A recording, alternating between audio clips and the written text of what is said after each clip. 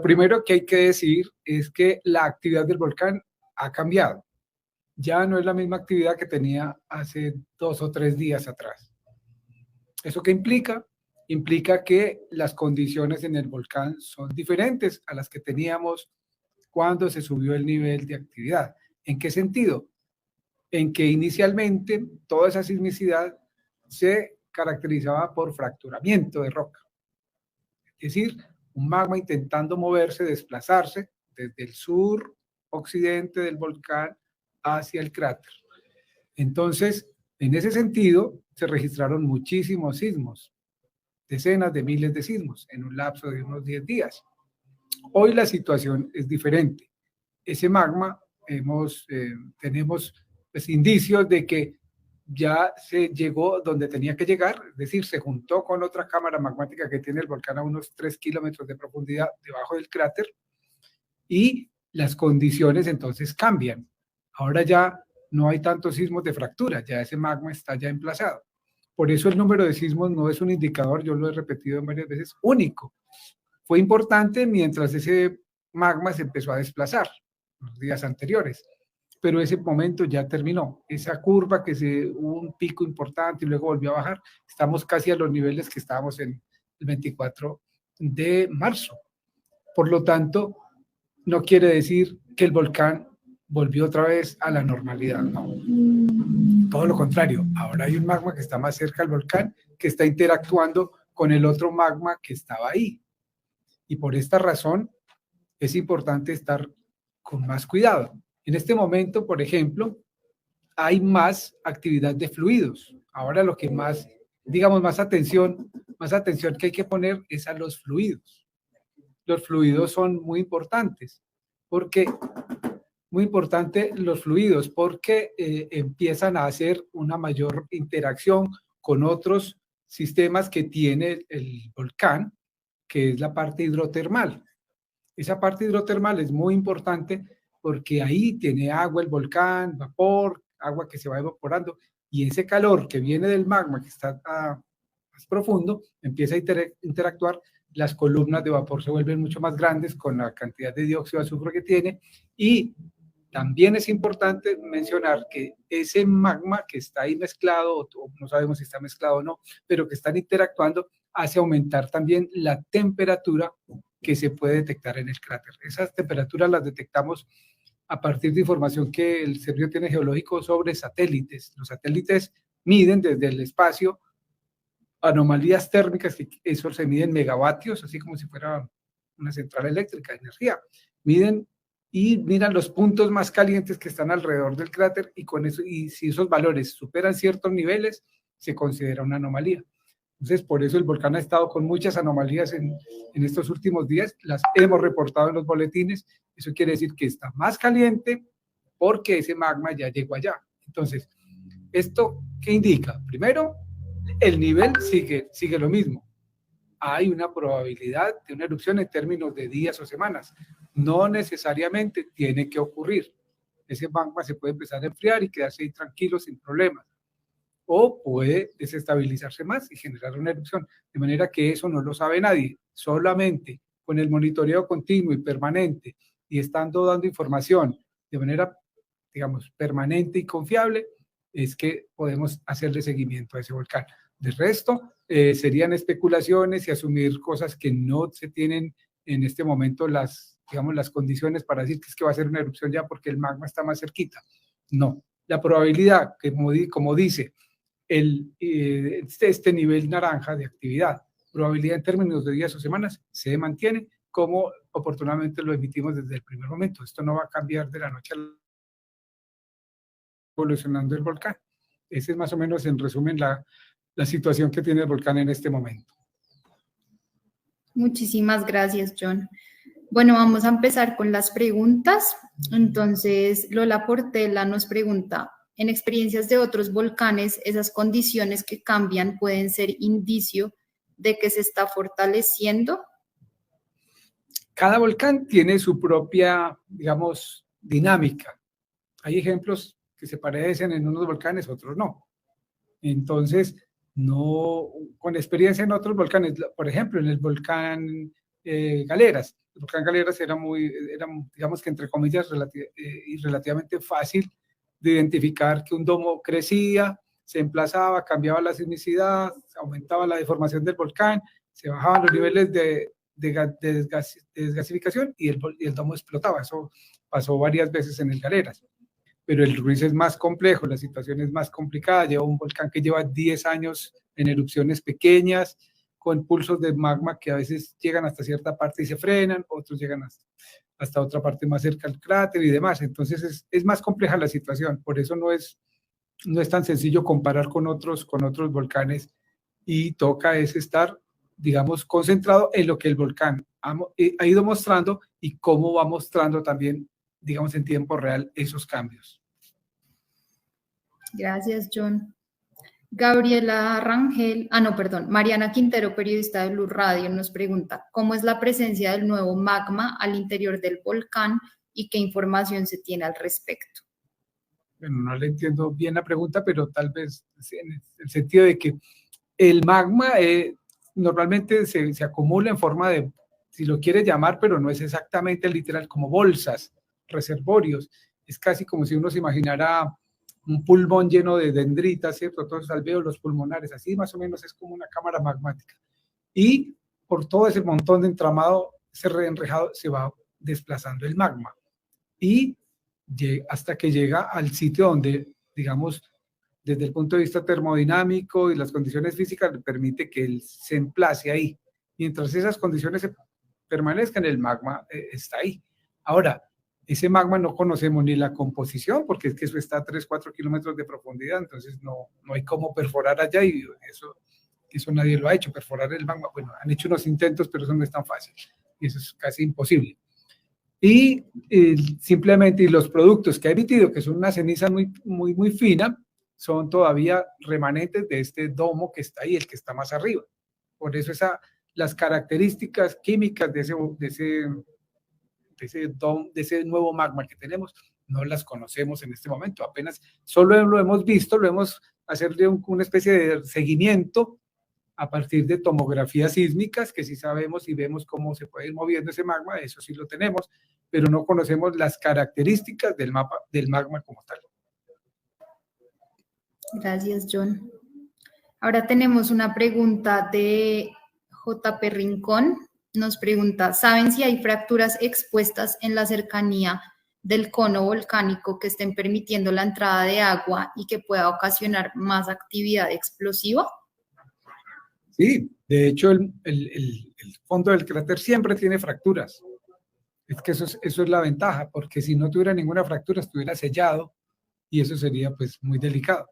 En el caso del Ruiz tiene fracturas, hay muchas fracturas en el fondo del cráter, y por ahí es donde permite la salida de gases y vapores y la ceniza que sale también.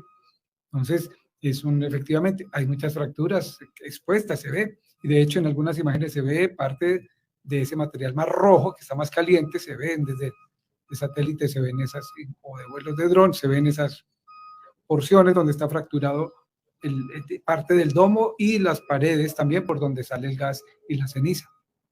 Esa interacción con el agua que tiene el volcán, eso es lo que hace, por un lado, evaporarse rápidamente esa agua, porque el agua es muchísimo más caliente, por supuesto, y permite también la salida de ceniza. Cuando se bloquea un poquito más y hace más fuerza, es que esa ceniza, que es material particulado, permite o puede tener, digamos, salida hacia la superficie. Gracias, John. Desde la emisora de la Defensa Civil colombiana nos preguntan, ¿la acumulación del magma de acuerdo a este comportamiento podría generar una erupción mayor en el caso hipotético de presentarse? No sé, erupción mayor, o sea, en el sentido, hemos dicho que la erupción probable que pueda ocurrir, si es que ocurre, sería del tamaño de la de 1989 o 1985. De ahí para allá es imposible predecir si va a volverse mucho más grande. Yo personalmente creo que no, sería más o menos de esos tamaños. La cantidad de magma que tiene el volcán no es la que siempre, mejor dicho, en un volcán nunca es la cantidad que está internamente, es la que sale o en una erupción. Normalmente entre el 5 y 10% de ese magma es el que sale, digamos, en una erupción. Por lo tanto, por más que se acumule magma ahí, es muy difícil que todo ese magma sea expulsado durante una erupción. Así que yo no vería como una relación que entre más magma haya ahí, entonces más grande va a ser la erupción. Directamente, no, sino que el Ruiz tiene unas características y un ritmo, por decirlo así, un comportamiento tal que normalmente las erupciones que hace son mayores, pues en general son de similares tamaños, por lo tanto yo no esperaría una erupción muy, muy grande a pesar de que haya magma, y de hecho el magma siempre ha estado ahí en el Ruiz, tiene diferentes bolsas, por decirlo así, el Ruiz, de manera que esta entrada de este nuevo magma no modifica las posibilidades de que siga habiendo la misma erupción, es decir, el mismo tamaño del que esperamos.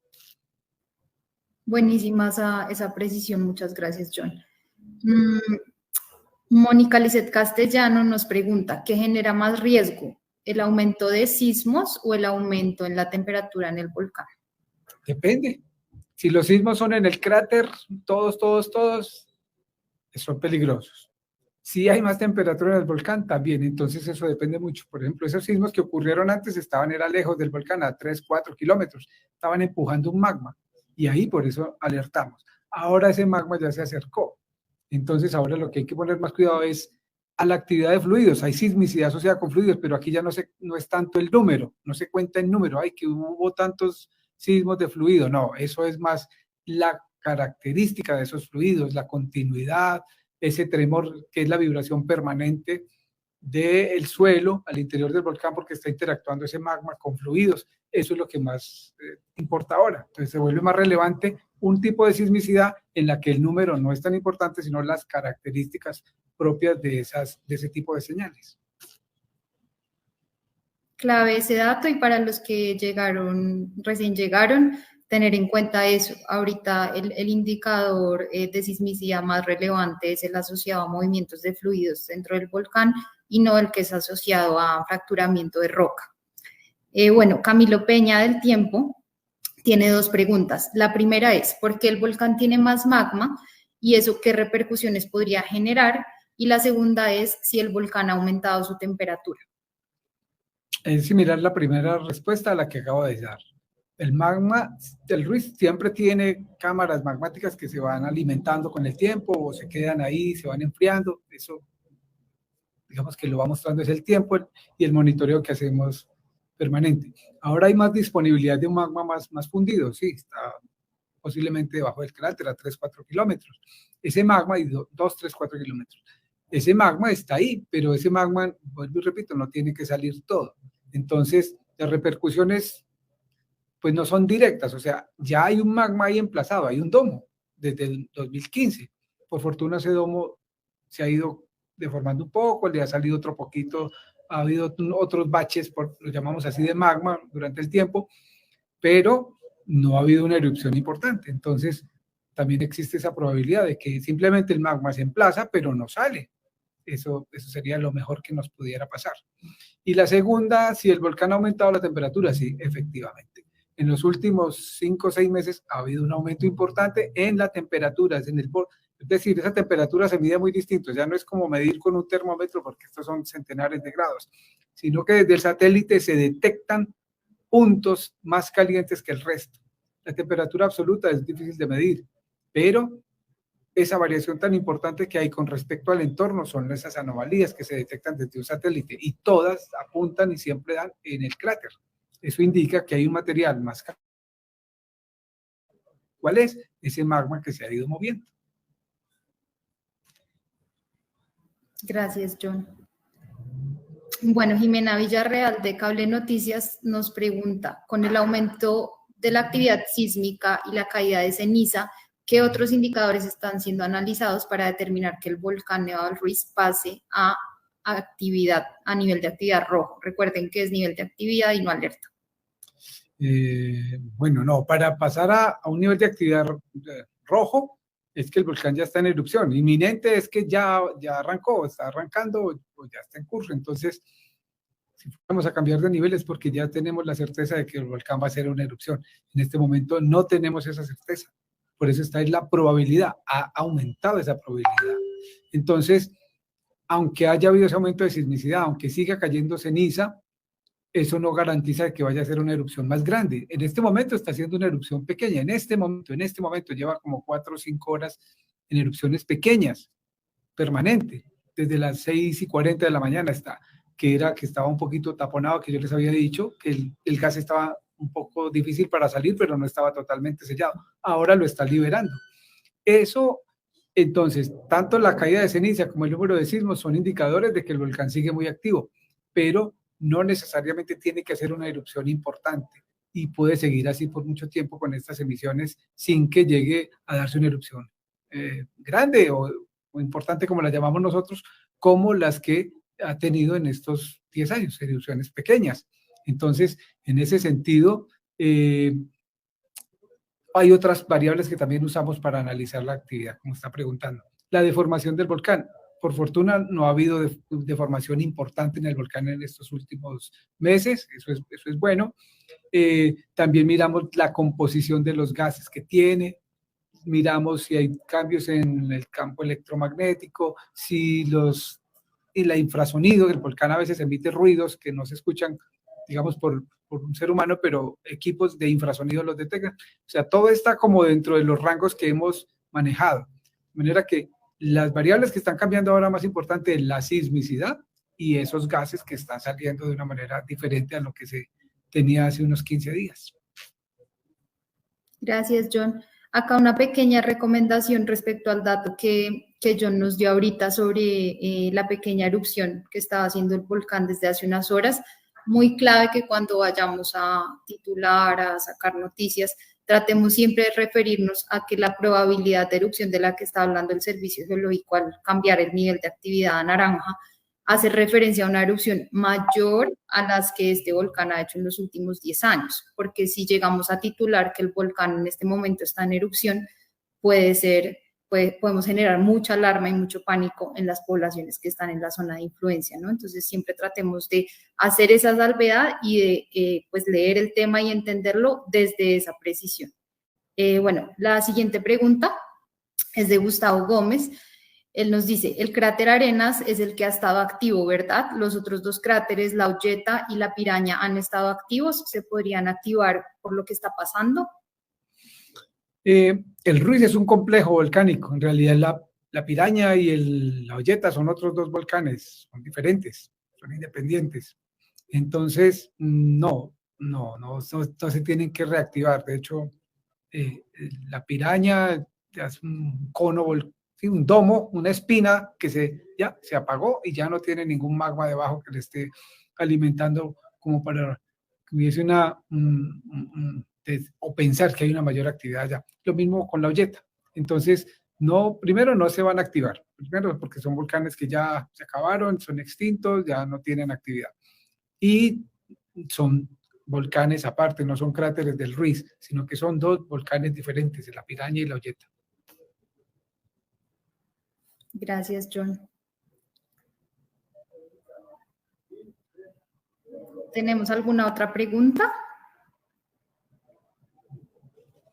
Ya, un momentito, ya no la van a proyectar.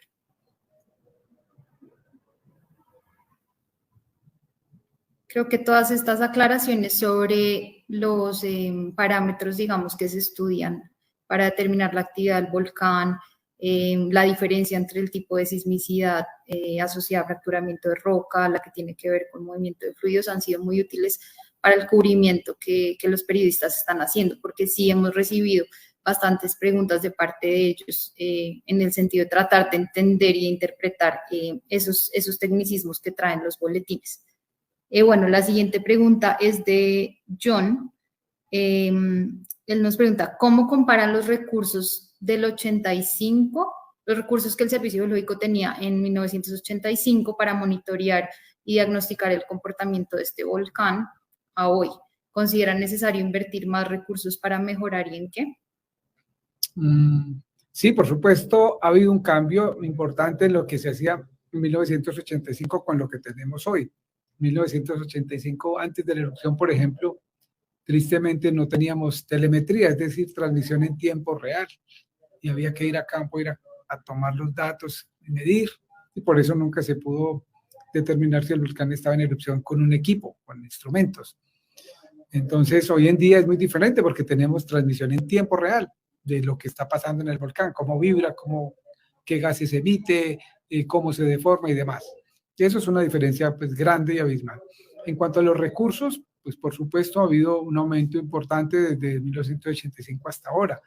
Sin embargo, siempre vamos a estar, digamos, cortos de recursos, por supuesto. El Servicio Geológico no es una entidad rica, ni mucho menos, somos un instituto de ciencia, tecnología e innovación que pues, siempre pues, tenemos, digamos, limitaciones presupuestales, pero en la medida en que esos recursos puedan llegar, pues tendremos mejores equipos o actualizar los que ya están viejitos, de manera que, por supuesto que siempre requeriremos recursos para hacer un mejor monitoreo de los volcanes, pero pues esto ya, digamos, se sale de nuestras manos. Gracias, John. Espérenme, ya, ahí salió la siguiente pregunta. Es de Omar Cifuentes de RCN Radio. ¿Se podría decir que en comparación con la semana anterior hay un aumento en el riesgo de erupción del volcán? No.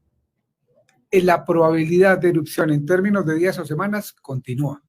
Estamos en el mismo nivel de actividad y estamos como en la misma situación en que la probabilidad está. Ha cambiado el comportamiento del volcán. Entonces, por ejemplo, les voy a poner, estos son casos hipotéticos. En el caso de que esa sismicidad hubiera continuado tan alta todo el tiempo y no hubiera parado, quiere decir que ese magma siguió, entró seguido e hizo erupción. Eso no pasó. Entonces, miren que eso hubiera sido el caso si esa sismicidad que estaba el 31 de marzo hubiera seguido en ese ritmo, es muy probable que ya el volcán hubiera hecho erupción, pero no lo hizo. ¿Qué pasó? Se emplazó el magma, pero se encontró ahí con unas condiciones termodinámicas diferentes y está ahí en este momentico como quieto, por decirlo así, mirando a ver qué va a hacer. Entonces, la situación no ha cambiado en el sentido de que entonces ahora hay más probabilidad de erupción porque el volcán ya tiene un magma adicional debajo. No, sigue esa misma probabilidad de erupción. Ahora lo que toca mirar es cómo evoluciona ese magma que está ahí, si se va a quedar ahí quieto, si se va a desgasificar sin ningún problema pasivamente, o si va a interactuar con el domo que tenía debajo y hacer sobre todo un taponamiento. Lo que más, digamos, preocupante podría ser, como para que lo entiendan, es que el volcán se tapone. Eso es lo más delicado. Pero por fortuna ese volcán no se ha tapado totalmente. Esa es la gran ventaja. Entonces, eso hace que todo ese gas que está ahí, pues salga de alguna manera. Si tenga dificultades por momentos, él va saliendo. Eso es bueno, pero no siempre se tiene que dar un taponamiento para que haya una erupción. También eso hay que aclararlo. Por eso es importante recordar, seguimos en esa probabilidad de erupción sin que necesariamente tenga que ocurrir. Fundamental esa pregunta y la respuesta. Espérenme porque me está saliendo una pregunta repetida, ya no la van a cambiar por una nueva.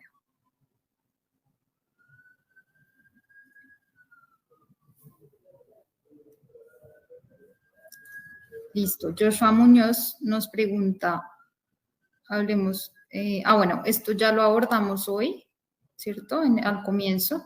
Entonces creo que podemos avanzar a una siguiente pregunta. Recuerden que este es el único espacio que tenemos hoy con John para abordar preguntas. Entonces es importante que todas las dudas que tengan las aborden ahorita, o sea, las dejen ahí en el chat. Bueno, nos preguntan, ¿con la detección térmica podrían calcular la cantidad de lava que podría arrojar el volcán en caso de una erupción? No, porque la anomalía es simplemente digamos, una manifestación de que hay un material más caliente, pero ¿cuánto material caliente está emitiendo esa anomalía? No, son dos parámetros diferentes, de manera que no podemos calcular con esas anomalías la cantidad de lava que tiene el volcán o que puede arrojar.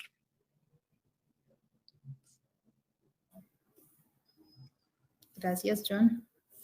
La siguiente es de Sebastián Rojas. Si el volcán está aumentando su temperatura, ¿es probable que la capa glaciar se derrita y por ende haya riesgo de avalanchas o deslizamientos? A ver, el volcán siempre ha tenido un glaciar y mire que hay un domo ahí desde 2015. y el glaciar prácticamente no se ha afectado de manera importante por la presencia de ese domo, es decir, no se ha derretido. Un ejemplo muy, muy bonito es el caso que pasó en el Huila. Salió un domo mucho más grande del que tiene ahora el Ruiz y ese glaciar nunca se derritió, sí se deforma, el glaciar sí se deforma, pero es que ese contraste térmico en que hay un magma caliente y un hielo, porque el hielo se vuelve casi como una roca, como si fuera roca, eso no es tan fácil de descongelarse rápidamente, eso toma tiempo. Entonces, en ese sentido, no quiere decir que porque esté más caliente, entonces se va a derretir todo el glaciar del volcán, no. El volcán, y aún si no hubiera glaciar, el volcán puede generar flujos de lodo, porque el volcán tiene agua internamente y los ríos que nacen ahí, pues ya son fuentes de agua, fuentes hídricas.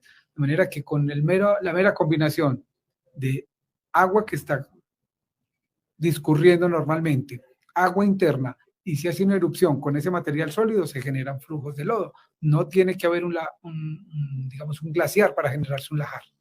Eso es importante. Gracias, John. ¿Qué patrones de comportamiento son similares al evento de 1985 en cuanto a medición de emisiones de ceniza, sismos, cambios en la temperatura, composición de materiales expulsados en la atmósfera, etcétera? Hay algunas cosas similares, hay otras no. Las condiciones de los volcanes cambian. En 1985 no había un domo de lava como el que tenemos ahora en el fondo del cráter. Algunos patrones de sismicidad que se desplaza de un lado hacia el otro son similares. Esa fuente al sur siempre ha sido muy, muy concurrente en el tiempo en que se activa esa fuente y hay alguna actividad en el cráter. Entonces, hay algunas cosas similares, otras no. Las temperaturas del 85 no se tienen en el cráter. Hubo unas mediciones, pero daban muy bajitas, o sea, no había satélites en esa época para medir lo que medimos hoy en día desde el satélite. Entonces, algunas cosas son parecidas, otras son diferentes. Gracias, John. Esta es la última pregunta que tenemos porque ya se nos acabó el tiempo, entonces es de Felipe Gómez. ¿Cuáles aspectos pueden ser de consideración para que el volcán Nevado del Ruiz aumente su nivel de actividad de naranja a rojo? Ya lo hemos repetido, es que esté en erupción, o sea, es que el nivel de actividad rojo dice erupción inminente o en curso. Inminente es que definitivamente ya no tiene reversa y está en erupción, arrancó una erupción, pero no ha entrado a su clímax, por decirlo así. Ahí cambiamos a rojo. O que repentinamente haga la erupción, que se vea, por ejemplo, si es que está en el momento, digamos, muy despejado y se puede ver, y la erupción ya sabemos que es más grande de lo normal, o que con los parámetros que evaluamos, que tomará un tiempo, ya les hemos dicho unos 10-15 minutos para ver si ese tamaño de esa erupción, porque no se ve, amerita cambiar a rojo, lo haremos. De manera que el cambio a rojo es porque la erupción ya está dándose, ¿no? De otra manera no vamos a cambiar a rojo.